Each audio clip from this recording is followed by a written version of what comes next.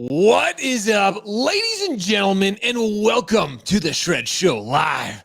Ladies and gentlemen, I cannot tell you how excited I am to have new friend Kyle Wright hanging out with me. And you guys all know my background. You know I have a passion for originators.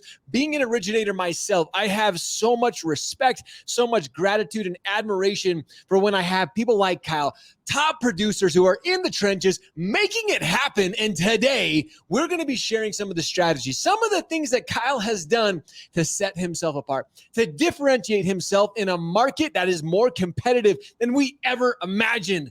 Ladies and gentlemen, are you guys ready? Are you ready? It's time to shred.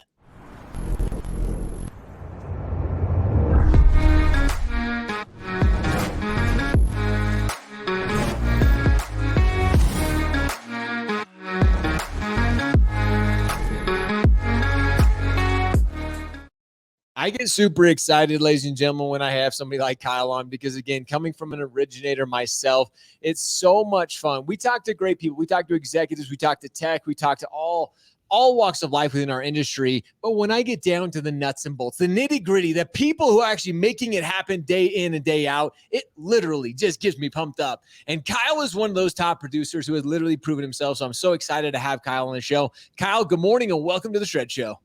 Good morning. Thanks for having me. Dude, I am stoked to have you here. Plus, I found out as you and I were talking, you have a little bit of Utah background in you as well. The school here, which I'm an 8-0. You can see the snowboard, the surfboard in the background. But you went to school here. Did you get started in the mortgage industry here in Utah, or was that back when you went back to Arizona? So yeah, I actually got started when I was in Utah. I was going to school there. I was actually trying to be an orthodontist. I was in school for pre-med, pre-dental, and what? Yeah, dude, you and I have a similar story. I was saying, like, I wanted to be an oral surgeon, like going to school, University of Utah, and I was like, man, like I can't do school. And I'm like, I'm out, dude. That's crazy. We're kind of like similar lines there. I love it. So what was that turning point? You're like, hey, I'm going to be an orthodontist. I'm going to med school. And then you're like, hey, you know what? Never mind. I'm going to go achieve the dream of being a loan officer. How the heck did that happen? So actually, I didn't realize that so I got all the way through my prerequisites.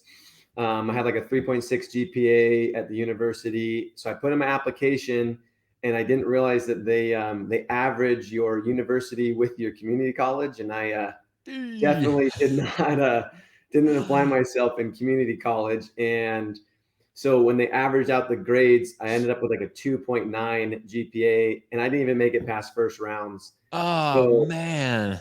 Called a buddy of mine and talked to a friend of his who was a dean at one of the schools I wanted to go to. And he's like, well, what I would do is I would graduate college, and then after you graduate, apply to our master's program, do the master's program, then transfer to dental. And so I just started adding it up and went, okay, so I'm 22 now. Dude. I'm going to be, 27, 28 before I graduate college and get into 34, just getting out of orthodontic school. I'm like, no, thanks. Yeah, dude. Hard pass. Hard pass. So at the time, I actually was working at a mortgage company in the back room. I'd been filing boxes while I was studying for the DAT. And I was sitting down with my aunt, and she was like, I was like, I just don't know what I'm going to do. She goes, you know that you could like work at the mortgage company that you already work for and make money there. And I was like, yeah, but like, what am I going to do there? Because all I could think of was like the dude at Chase Bank, right? Oh, like, dude. I do not want to be the guy at Chase That's Bank. So funny. For the rest of my life. And she just laughed. She's like, you don't know. She was, let me open your eyes. And so she had me meet with a few people. And next thing I know, I was knee deep in it. So, dude, this is so funny because that's the common misconception, especially of young people trying to get into the mortgage industry. They go to the bank, they go to their local credit union. They're like, I don't want to be that guy or that gal sitting behind the desk, being all stuffy, like being a loan officer or a mortgage professional. But so when you first were introduced to it and, knowing what it is now, was it that? I mean, was it sitting behind the desk? Like now you enjoy it. Like this is something you love doing, right? Yeah. So my my first year actually was a lot of sitting behind a desk. But I joined up with a team, because I didn't know anything. So I had to, I got some training and things like that. So I joined up with a team. That team gave me a list of names to call through to practice some sales skills. It was 2015. It was right when they got rid of they lowered the upfront or the monthly MIP for FHAs. So they're doing a ton of streamlines. At the time, you could do an escrow refund too. So man, I was just calling and slamming FHA refis for the first few months. And then I was on that team, and then we just kept switching companies.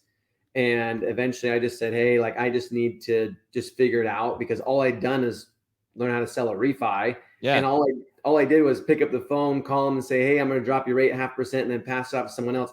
I had no idea how to really sell other than that. I didn't know what to do with a purchase transaction. I never met with a real estate agent, anything like that. Geez. And so August of 2015, I just said, hey, I'm going on my own after 7-8 months of working on this team selling refis. And so I went on my own August of 2015. Wow. And ever since then, you've just been killing it, learning. I love your start, because that's how most of us start. We're sitting behind the desk, making dials, figuring out the industry, trying to figure out how to sell more. Back, I remember the Streamline days, dude. That was so much fun. We were closing deals left and right, dropping people's interest rate 0.5% here.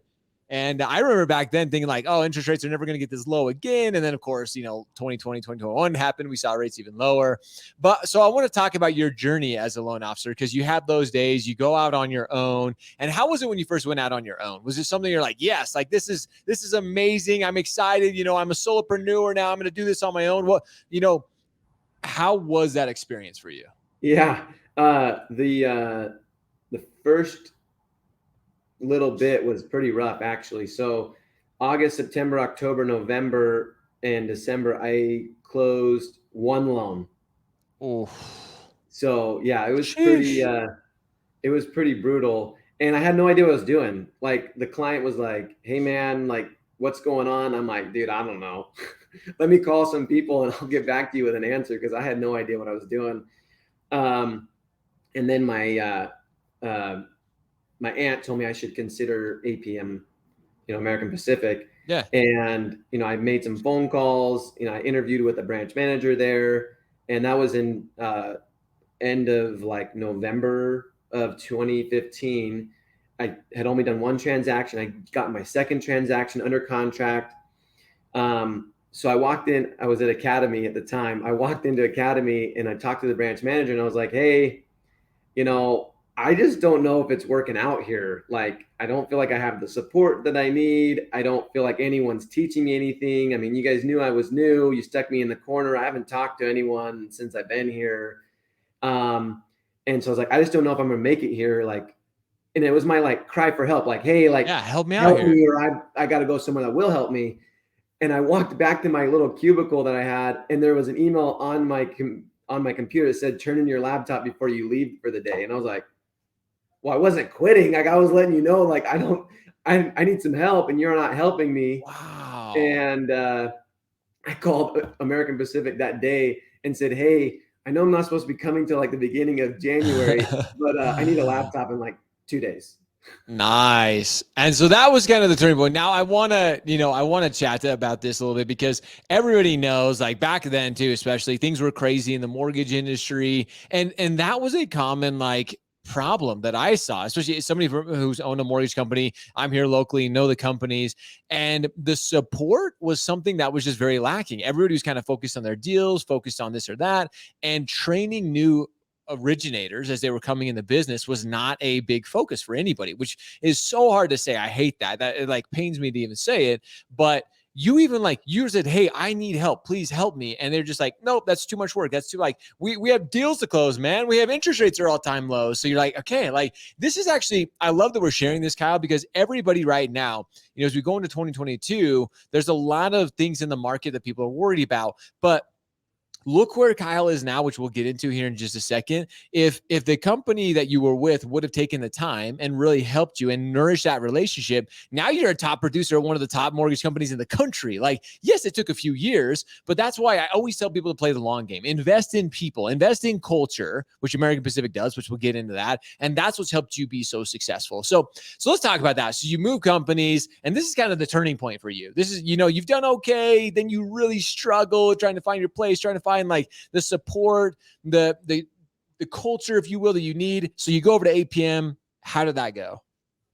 So APM was really great. They right when I started, they teamed me. Like, they didn't team me up. Like, I wasn't on someone's team, but they teamed me up with a guy that would handhold me a little bit. Nice. He helped me do some training, taught me how to use Encompass, taught me how to take a full application, what questions to ask, where to find answers to questions I had. Cause I'm like, dude, I don't even know where to go for like questions. He's like, here's the 4,000 for FHA, go read the whole thing. I'm like, dude, it's 1,600 pages. I'm not going to read the whole thing. You're like, he's like, yeah, but if you do, you'll know things other people don't. And sure enough, after a few months of working with him, I started understanding guidelines and, people say you can't do that, but if you do this, then you can do that. And so I just started piecing things together, but it took, I was with American Pacific for 7 months, January, February, March through July. And I started closing deals, but I closed 11 deals between January and July. And it was still pretty brutal though. I mean, I was broke. Like, I didn't have any money.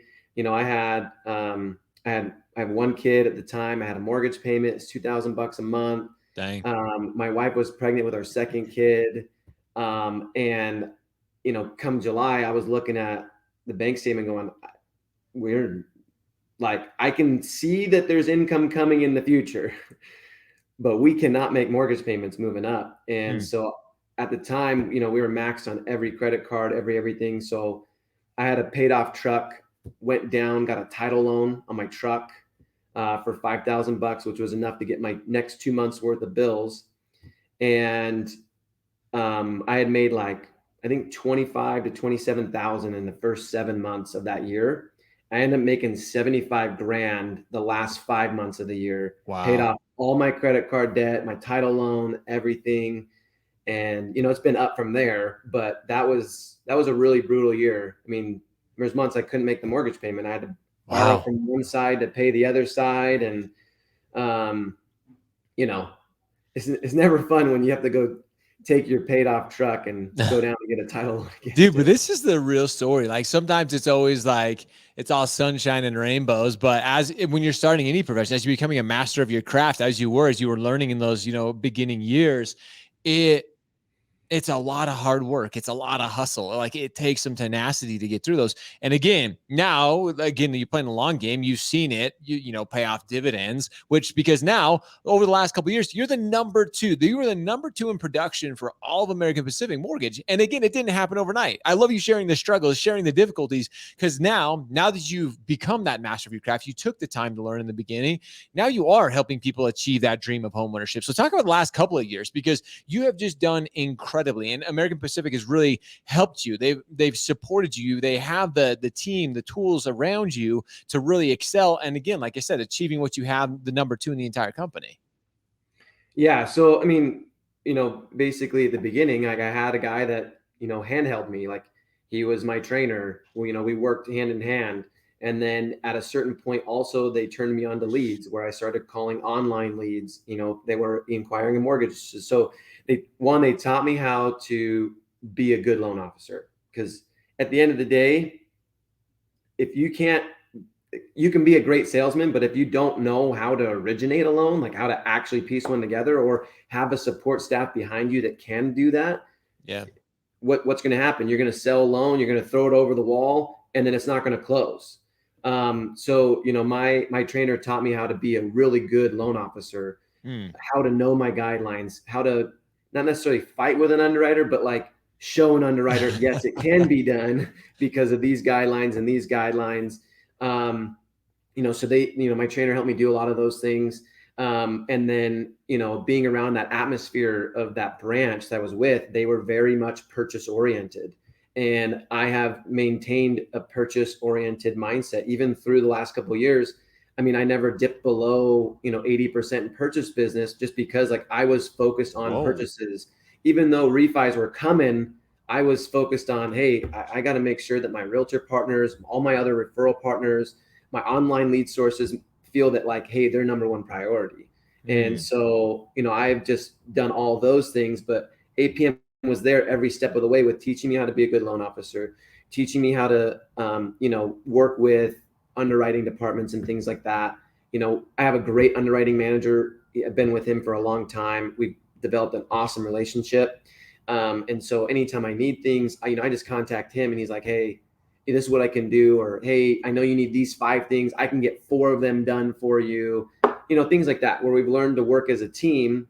Bingo. Whereas, there's other companies I know out there that they're just like, hey, ops said this. Whereas APM is like, no, the loan officer said he needed this. So we're going to make it happen. Well, that's what I think is the biggest difference. Like and again, we're not advocating to fight with underwriters. All you underwriters, we have a love for you guys. We know the hard work that you guys put into it, but this is a team mentality. Like underwriters are there for originators. We all have our certain part that we play. And that's where APM has figured it out so perfectly. Again, we all want to see our consumers achieve that dream of homeownership. And it does take somebody like yourself, an experienced, a knowledgeable loan officer, a mortgage advisor. And then it also takes a team of underwriters, making sure they're protecting us as an industry. Some people forget sometimes that's what underwriters are there for. If underwriters are approving loans and getting loans pushed through that ultimately are bad business for all of us and things, that's when we start to see bad things happen back in 2007, 2008. So underwriters, everybody plays a part, but it's when we all come together. And I love that you're talking about this, Kyle, because this is not talked about in a lot in the industry, this cohesiveness, this like team, being able to talk, being able to collaborate, being able to I don't want to say negotiation, but even talk, hey, let's talk about this. Like I see these conditions here. I get them. Like, let's talk through them. Being able to really understand our craft, I think, is something that we're losing. Like a lot of originators they don't understand our industry anymore. Things are trying to be pushed off in this way or that. But this is why loan officers, you in particular at APM, are being so successful, and something that they support. And I kind of want to talk about this too, because whether you're like a solopreneur loan officer and kind of want to go and if you want to own your own business, whether you're trying to expand into leadership, APM kind of gives you those opportunities for all those roles, right? Yeah. So what's really cool is, I never thought that I would be where I am today. When I first started, I was like, hey, I'm just going to, make it work. Well, after the first year, I was doing a lot of production. I went to my branch manager and I was just like, hey, I need to figure something out because I'm struggling to keep up with the amount of documents that are coming. He's like, hey, well, now the next step is to be a team lead, not just be a loan officer bringing in, 2 to 4 deals a month. You're bringing in 5 to 6, 7 deals. You need an assistant. So then he made me a team lead. I got an assistant, went to him a few months later and was like, hey, I don't know what's going on, but now I'm doing like 10 to 12 loans a month. He's like, oh, it looks like you need another assistant. So he hired me another assistant. We poached them from Union Bank. They were a top producer over there. Came over. He was like my right-hand man. And, he's been with me ever since, but, built the team lead. And then after a while, I was just like, hey, I now need like my own processor, like not just like my own. This was like 2000 and end of 2018, beginning of 2019. I was doing like 180 to 200 loans a year. Wow. And I'm like, it's time for my own processor. It's time for like my loans to be treated like this. And so I just, I went to my regional and they just said, okay, well, let's run the numbers. Let's do this. And it took a few months to get it in shape because they had to get licensing on board and getting some things. But, I approached them and just said I was ready for the next step. And without hesitation, they're like, boom, let's get this rolling. They set me up with my own branch, helped me get my licensing in order. I hired my first processor. It went from like 2 people on my team to all of a sudden I had like 7 people on my team, end of 2019. And now I've got 15 people here. It's It's pretty crazy. But, Dude, they were with me every step of the way. This is what I want to talk more about, because this is something that, again, we still don't see it enough, but organizations like American Pacific, like APM, they really do see the journey of top producers. They see like, hey, okay, we've got Kyle, he's just learning, you had a mentor kind of teaching you the ropes, but then they help you progress. They help you get to the 2 to 4, the 4 to 8, 8 to 12. They start seeing you more and more and more, and they give you the resources. They have the structure, whether you want to be a solopreneur. There's nothing against all those loan officers out there that want to be a solopreneur, who are just doing, the 10 to 12 or the 10 to 20 or whatever that is, and they're happy with that. That's great. But if you want to keep stepping it up, if you want your own branch, if you want your own team, if you want your own whatever it is, they have the structure for that. They have the ability. And again, the setups to say, hey, well, if you're like Kyle and you want to grow and you want to have your own team where you're closing, 180, 200 loans a month, great. We have the structure. If you want to just be that solopreneur, we got the structure for that. So that is really what is exciting for me, especially in this new age, as our industry continues to evolve, as we see innovation, technology start to play a role.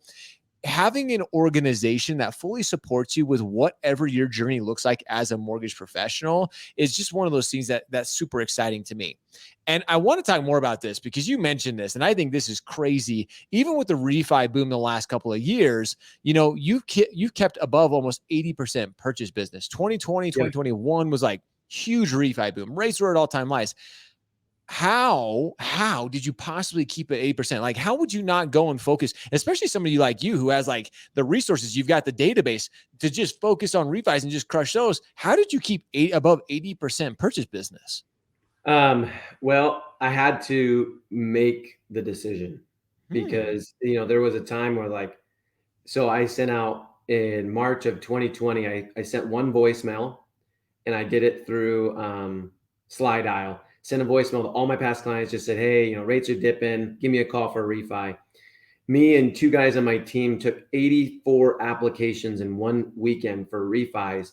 Whoa. And I just said, if I keep this up, I will never close another purchase transaction because I couldn't keep up with it. So, from then I just made the conscious decision, like, hey, I'm going to just focus on purchase business.